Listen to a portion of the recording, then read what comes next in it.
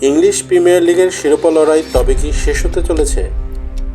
সোমবার রাতে এভারটনের মাঠ গুডিসন পার্কে যা ঘটে গেল তাকে এক কথায় নাটকীয় বললেও কম বলা হবে। এভারটনের বিপক্ষে ৩-৩ গোলের এই রোমাঞ্চকর ড্র পেপ গার্দিওলার ম্যানচেস্টার সিটির জন্য স্বস্তির চেয়ে বড় এক ধাক্কা হয়ে এসেছে।